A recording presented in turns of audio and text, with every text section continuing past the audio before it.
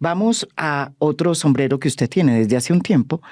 El presidente Gustavo Petro lo nombró a usted también gerente del Fondo de Adaptación. Sí. Un fondo que usted me va a explicar qué es lo que hace y dónde se ubica, porque tengo entendido que es manejado por el Ministerio de Hacienda y que por primera vez pues maneja un director de la unidad de gestión de riesgo.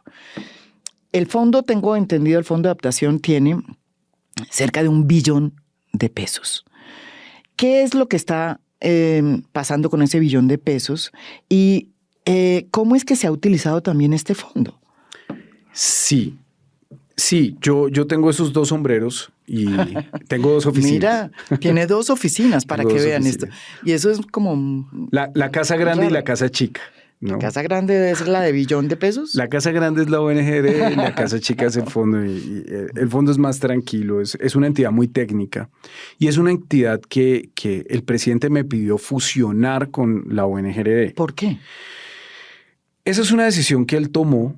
Es una decisión que cambió. Hace unas semanas me dijo que ya no quería fusionarlas, y yo creo que aquí lo que se necesita es garantizar que el Fondo de Adaptación se convierta en una entidad con vocación de permanencia dentro de un sector de adaptación y riesgo, que es un poco la propuesta que queremos hacer. Pero el fondo existe desde el año 2011 y lo crea Juan Manuel Santos a través de un decreto de emergencia, porque esos a Santos no se los tumbaban, ¿cierto? Entonces Santos hace un decreto de emergencia económica, social y ambiental, y en la medida en que saca decretos con fuerza de ley, crea institucionalidad, una de ellas el fondo. En Colombia siempre ha habido una tradición de cuando hay una gran tragedia se crea un fondo para la reconstrucción. Y el fondo, pues a lo largo de estos años, se ha especializado en la recuperación integral post-desastre. Y es una entidad que ha hecho unos proyectos muy interesantes. Gramalote, que yo tuve el privilegio de entregar la última escritura de Gramalote. Gramalote funcionó muy bien. Es un ejemplo, creo yo, de reasentamiento. Hecho con el sector privado, hecho, pues, digamos, dentro del marco de una institucionalidad santista, que es una institucionalidad neoliberal, pero que también creó una entidad ejecutora, dinámica, con mucha capacidad de ejecución y que ha estado muy desperdiciada en este gobierno. Porque muchas personas creen que es un fondo, o sea, como que eso es un patrimonio autónomo ahí con una plata y ya, y no es eso, es una entidad que tiene más de 14 años ya de acumulado de memoria institucional, una entidad muy técnica y que, por ejemplo, en este año, yo soy el gerente que más ha durado, debo decirlo. ¿Del fondo? Claro, ya ha habido 9 gerentes del fondo en este gobierno. No puede ser. Y yo soy el que más ha durado, yo ya llevo 1 año, estoy cumpliendo 1 año, y en ese tiempo, pues se han hecho unas inversiones importantes de más de 600.000 millones de pesos que se han ejecutado, o sea, estamos hablando de 644.000 millones de pesos, 291.000 millones de pesos que ya están ejecutados y particularmente se enfoca en La Mojana. El fondo hizo obras en todo el país, pero lo que le queda, y ese 1.2 billones de pesos es para La Mojana, específicamente. Y, que es una zona crítica, porque cada vez que hay una ola invernal se inunda, ¿no es verdad? Y se vuelve un drama. Es un territorio de agua, es un territorio de agua, pero además es un territorio que se ha ocupado sin tener en cuenta cuál es la realidad del territorio.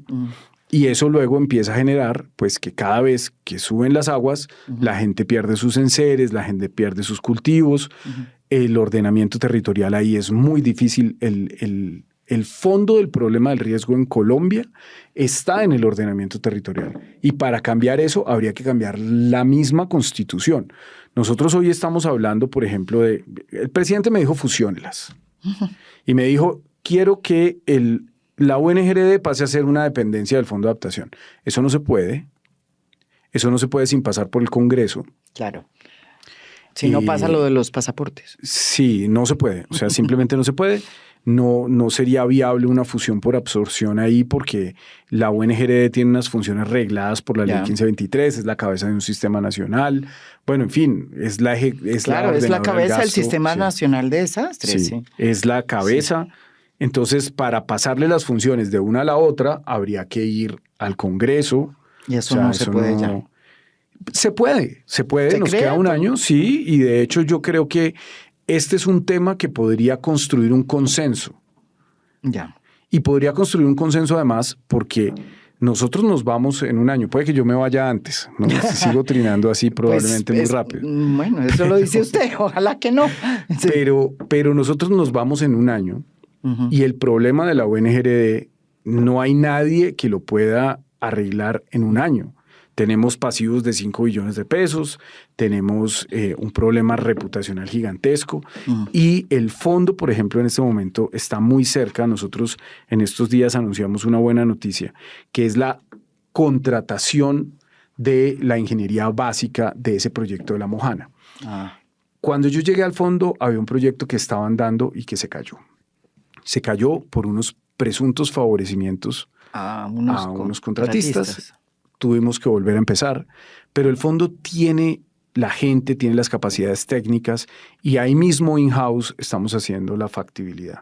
Entonces, pues ya hemos contratado unos estudios adicionales necesarios para eso y la idea es poder empezar el próximo mes o el siguiente a hacer las ruedas de negocios internacionales también para poder adjudicar ese contrato de 1.2 billones de pesos antes de que se acabe este gobierno. Pero imagínese que le tengo un dato que le quería preguntar a ver si es cierto. Tengo la información de que el gobierno quiere nombrar un nuevo director del Fondo de Adaptación y quitarle a usted ese sombrero ya. Y la Casa Chica. La Casa Chica.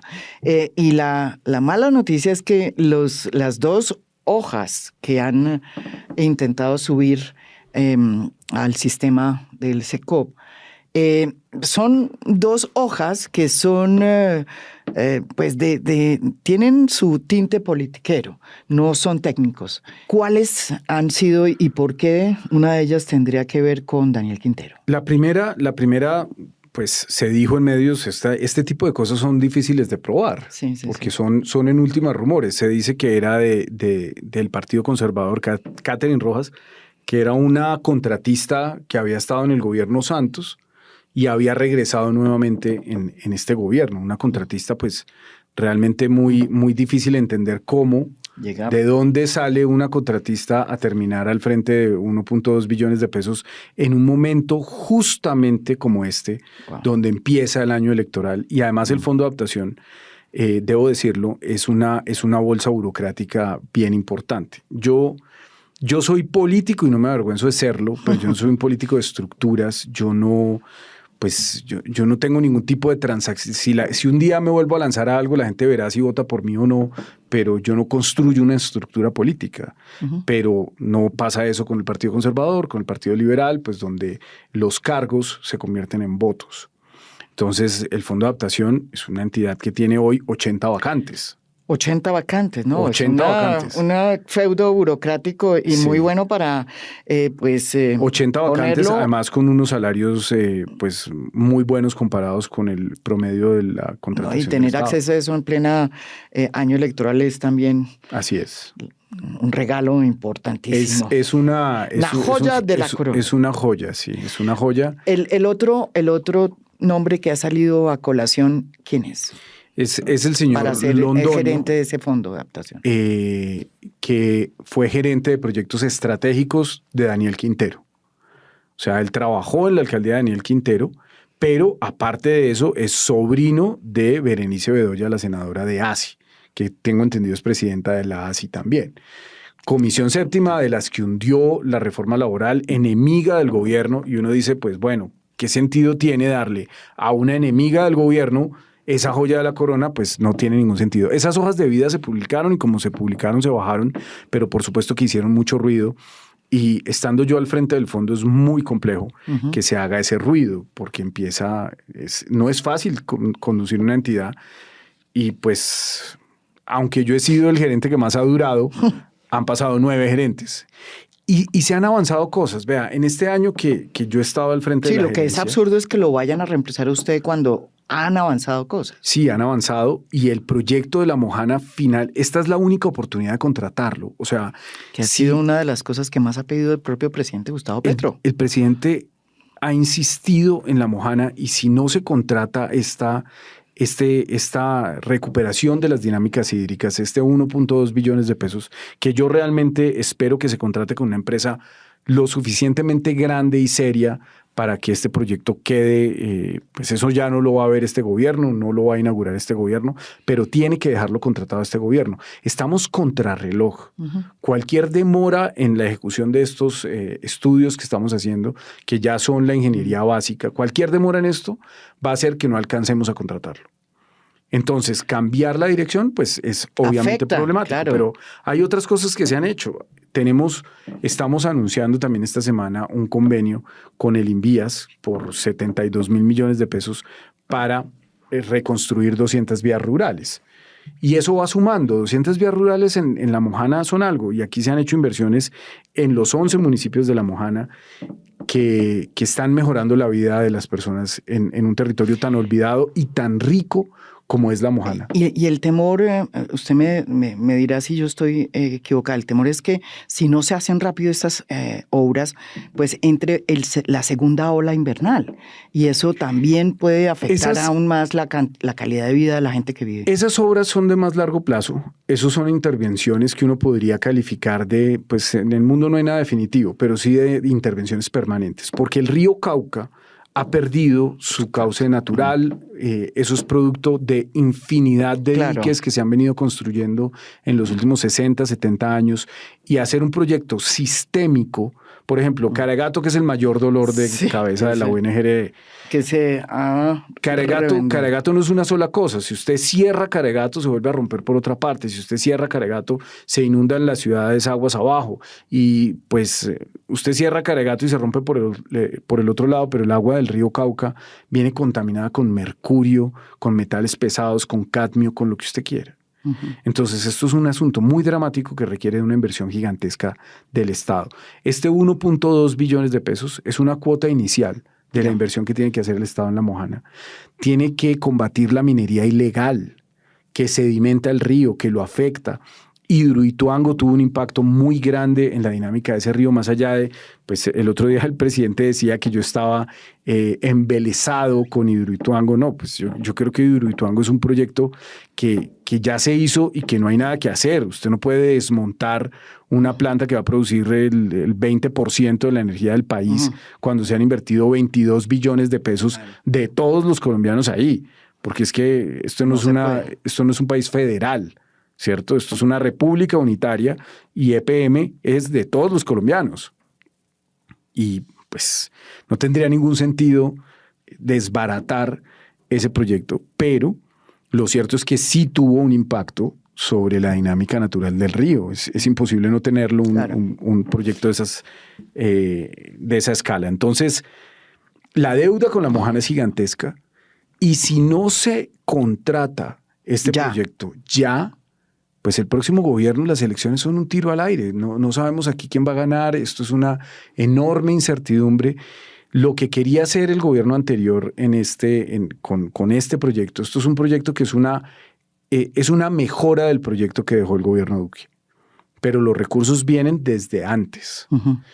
Pero si no se contrata esto, esa visión que tiene el presidente de ordenar el territorio alrededor del agua, esa visión que tiene el presidente de respetar el flujo natural del agua, pues no va a ser una realidad. Pero sobre todo la reflexión que queda es que no se puede utilizar ese billón de pesos que tiene el Fondo de Adaptación, sino en eso. Solamente en eso. Y no en dádivas electorales, eso, pero digámoslo así, eso lo puedo decir yo. Todos sabemos aquí cómo funciona la política en Colombia. Sí, que eso es lo que hay que evitar, porque si empiezan a surgir esas hojas de vida, así como de la noche a la mañana, que tienen tanta relación con la clase política, pues esas suspicacias se levantan de manera impresionante. Se exacerban, sí. Se exacerban. Pero la pregunta es, usted como político, que eso yo lo he oído en las varias entrevistas que dice, yo soy un político y yo estoy aquí para hacer mi trabajo. Vergüenza. Y no me da vergüenza, como dice. ¿Usted qué reflexión tiene de todo lo que ha vivido, todo lo que y lo que le ha costado, lo difícil que es, digamos, que ser transparente dentro de una administración que dijo que iba a cambiar muchas cosas? El sistema, María Jimena, el sistema colombiano, la clase política colombiana está corroída hasta la raíz. Y el triunfo de Gustavo Petro, que a mí me parece que es un antes y un después, es un parteaguas en la historia política de Colombia, porque es un presidente que gana con las banderas de la izquierda, un presidente excombatiente, un presidente atípico por donde usted lo mire, un presidente difícil para todo el mundo, difícil para los medios, difícil para la oposición. Difícil de leer, sí. Difícil de leer, un presidente que no encaja en la institucionalidad, bueno, un presidente que tiene todas las particularidades que tiene pero un presidente de izquierdas. Nadie puede decir que Petro es, que se hizo elegir con unas banderas distintas a las de la izquierda, que nunca había podido ganar aquí. Entonces tenemos un antes y un después, pero el sistema político colombiano está corroído. Lo que pasa en el gobierno de Petro es calcado de lo que pasaba en el gobierno de Santos. Cuando el ministro entonces Echeverry habla de la mermelada por toda la tostada, la clase política santista se traslada al gobierno Petro intacta. O sea, el primer ministro del Interior de Petro fue santista, el segundo también, el tercero también, el cuarto también. Todos vienen de ahí.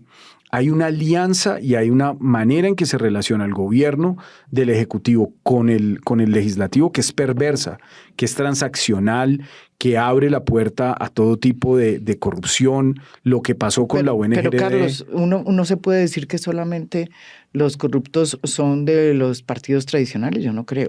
Lo que pasa es que Olmedo López era venía del Polo. Por eso. Pero aquí pasa lo mismo que pasó con Samuel Moreno cuando llegó a la alcaldía de Bogotá. Y es que se gana con unas banderas el Ejecutivo, pero la relación con el cuerpo colegiado, Consejo, Congreso, se sigue dando en las mismas lógicas. También lo hizo Claudia López, por ejemplo, que tenía mayorías aplastantes en el Consejo, y no precisamente porque los concejales del Centro Democrático creyeran en sus ideas, sino porque les daba participación en el gobierno. Y eso es una frontera muy difusa. Yo sí creo que algo que debería hacer este país es modificar ese diseño institucional, porque esto nunca va a cambiar. Gane quien gane las elecciones. Yo no creo que haya un presidente que gane las elecciones y se dedique a no tener agenda legislativa. Un presidente que diga, no, yo no voy a aprobar absolutamente nada en el Congreso, yo voy a gobernar por decreto. No va a existir. Lo que pasa es que con un rasero miden a un tipo como Juan Manuel Santos, que hace parte del establecimiento y apunta a unos intereses. Cuando Santos lo hacía, todo el mundo decía que era un jugador de póker, que era un gran político, que qué habilidad. Cuando lo hace Petro, pues dicen que es un corrupto. Y seguramente corrupción ha habido tanto en este como en el otro, y en el de Uribe y en todos los gobiernos. Pero ¿usted no le parece que cuando una nueva fuerza entra a un poder que siempre había estado dominado por las mismas fuerzas y hace lo mismo que hacen las anteriores, no hay una pérdida de reputación, por lo menos política, muy grande? ¿No hay una mea culpa de la izquierda ahí? Indudablemente, María Jimena, el presidente Petro perdió la reserva moral en este gobierno. Y eso puede sonar muy duro que lo diga yo, pero es así. Al presidente en su carrera política lo habían acusado de todo, todavía lo siguen acusando hasta de unas cosas bastante, pues, como traídas de los cabellos. Lo han acusado de todo en la vida, pero nunca lo habían acusado de corrupto. Hoy tenemos a Carlos Ramón como un prófugo huyendo de la justicia en Nicaragua, con circular roja, que vaya uno a saber realmente en dónde está. Debe tener asilo político. Si Carlos Ramón no tiene un asilo político oficial, pues lo va a coger la Interpol en cualquier momento.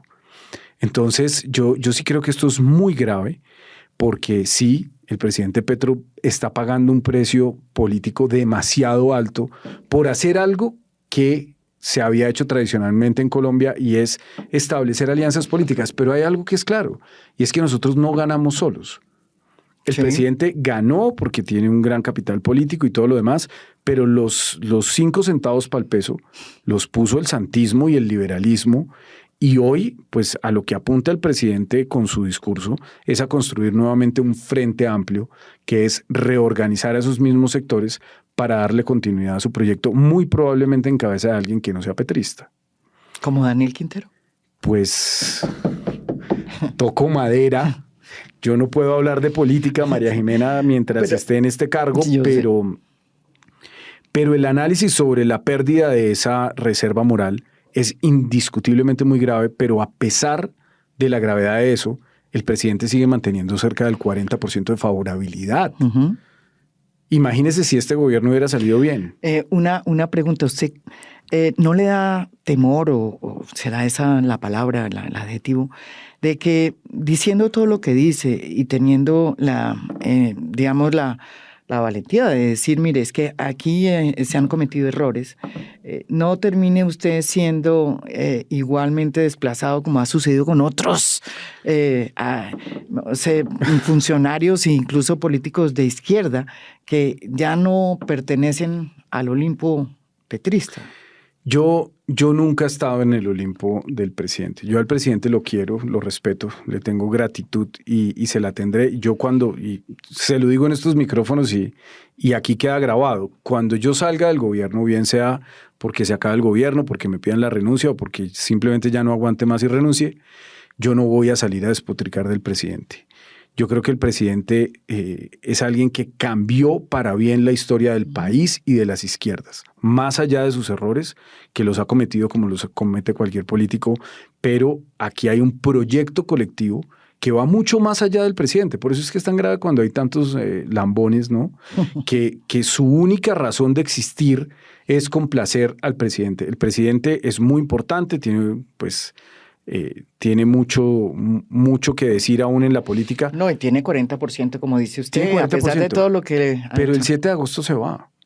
El 7 de agosto se va y aquí empezará una nueva etapa en las izquierdas en Colombia que deben seguir construyendo sobre lo que deje este gobierno, y por eso es tan importante que en este último año proyectos como el que tiene el Fondo de Adaptación en La Mojana, proyectos estratégicos como los que tiene la ONGRD, se contraten, se hagan una realidad, porque el Estado es paquidérmico, no es fácil ejecutar para ningún gobierno, pero este es un gobierno que no puede darse el lujo de desperdiciar esa posibilidad y tampoco puede darse el lujo de darle continuidad a situaciones como los megacontratistas de la ONGRD que están todos relacionados con la clase política.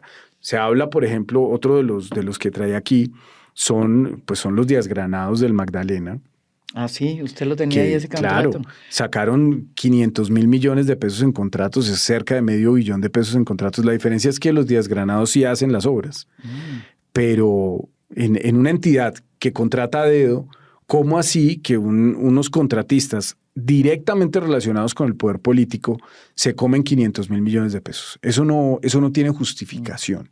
Pero además, hoy que estamos pagando las liquidaciones de esos contratos, el acoso de la Contraloría del Magdalena, eso es una cosa increíble. ¿Cómo así? Explique. Es básicamente la gente de cobro de Díaz-Granados. Entonces nosotros tenemos unas cuentas pendientes porque hay que liquidar. Esos contratos tienen que ser impecables para que nosotros paguemos la liquidación, y la Contraloría del Magdalena cita a la ONGRD una vez a la semana. Para verificar que... ¿cuándo le van a pagar a Díaz-Granados? Y pues esa relación entre los contratistas y la política es perversa. Los señores de Búnker que tienen, dicen una relación con Emilio Tapia. Ese es otro de los megacontratista de la ONGRD. Esa gente tiene contratos en todas partes. 184.000 millones de pesos en contratos y pues claro, Emilio Tapia no va a tener una sociedad que diga Emilio Tapia SAS en este momento. ¿Cómo se llama? Búnker esta. Búnker Construcciones, pero... ¿Y de esa es propietaria, o sea, aparece como propietaria Emilio Tapia? Dicen que es de Emilio Tapia, eso lo han afirmado ya varios medios de comunicación. Tiene además mucha relación con otro personaje del que poco se habla y mucho debería explicar, que es John Abiud Ramírez, exalcalde de Girón, Santander, y hoy director administrativo de la Cámara de Representantes. Entonces, por ejemplo, tienen contratos en Oiva Santander, Búnker, que Oiva es un fortín político de John Abiud. 40.000 millones de pesos, entregado en los días de Snyder Pinilla, en fin, esto es una telaraña. ¿Usted por qué cree que todo esto que usted siempre ha denunciado no hace camino en las investigaciones que hay en contra de, pues, de lo que sucedió, no en contra, sino las investigaciones que tiene la Fiscalía y los demás organismos contra pues los señores Olmedo López y el señor Sneidy Pinilla? ¿Por qué no salen esos nombres? Yo creo que aquí hay unas investigaciones que van a tomar muchos años. La Fiscalía arranca por los carrotanques. Solamente los carrotanques pues han llegado a unas conclusiones y ya tienen han metido presos a muchos. Uh-huh. Es muy probable que haya ministros, ya están los directores, los directivos de la UNGRD, senadores. Muchos van a terminar en la cárcel, pero yo creo que es difícil pensar que un tipo como Olmedo López, que es un tipo secundario en todo este teatro, ¿no? Es un personaje un actor invitado al gran banquete de la corrupción, sea un tipo que tenga realmente el talante o incluso la capacidad de denunciar a quienes estaban detrás de él. Uh-huh. Pues si aquí está, por decir cualquier cosa, la oficina de Envigado es gatillera, ¿no? Uh-huh. Entonces, pues un tipo como Olmedo, si lo encierran por allá y le dicen antes de entregarse, venga, pues le vamos a matar a toda su familia y a usted tiene que hablar hasta aquí, de ahí para allá no dice nada, pues no lo va a decir. Y tendrá que ser la Fiscalía la que investigue a fondo. Pero sí es muy difícil creer que aquí ya se ha dicho todo y que se han entregado todos los nombres. Y lo cierto es que mientras esto pasa, pues el país tiene obras inconclusas, obras con sobrecostos. La UNGRD, por ejemplo, tiene mucha dificultad para conseguir contratistas. Los contratistas siguen siendo los mismos, siguen colusionándose, los proyectos quedan desiertos, las licitaciones, nosotros tratamos de hacer las cosas, a menos que sean obras de emergencia, hacerlas por licitación. Las licitaciones se caen una tras otra, ¿sí? Quedan desiertas. Nos ha pasado muchas veces. O sea, ¿a usted le ha costado trabajo cambiar el sistema? Es imposible y no voy a poder cambiar el sistema. Para eso se necesita, pero pues en lo que me toque a mí trataré de hacerlo bien. Llegué muy preocupado de Providencia. Ahí también hay otro contratista que es el señor Zain Espinosa Murcia. ¿Quién es? Es un contratista que ha tenido muchos contratos con la UNGRD. Tiene cerca de 55.000 millones de pesos en contratos. Tiene manga por hombro esas infraestructuras de San Andrés. La estación de policía, eran 3 edificios, hicieron 2. Obviamente la policía no lo recibe. La estación de bomberos pues está hecha terriblemente mal. Los bomberos no la reciben. El Ministerio del Interior no la recibe. La Capitanía de Puerto es la Capitanía Inclinada de Pisa. Está nueva y ya tiene 46 centímetros de hundimiento. Tocó desalojarla. Pues la DIMAR no la recibe. O sea que si viene de pronto un nuevo huracán... Es muy grave. Va a ser muy grave porque no van a tener cómo enfrentarlo. Y María Jimena, este contratista de las infraestructuras de San Andrés, de Providencia, es el mismo de los albergues de Pasto, del Galeras. Es el mismo. O sea, en las antípodas del país, y está el mismo contratista, los mismos interventores. Es una cosa... Y además también fue el de los andenes de la 92. Ah, caramba, pero sí, es un gran contratista. Gran contratista, premiado. De un premiado y le siguen dando. Bueno, sí. Yo le agradezco y espero que siga pudiendo hacer todo lo que dice que va a hacer por el bien de todos los colombianos y que el fondo de adaptación pues no termine en manos Ojalá. De la politiquería. Le tengo mucha fe al contrato del Fondo de Adaptación de Dinámicas Hídricas. Sería un avance grande y sería un legado real del gobierno del presidente Petro Namujana.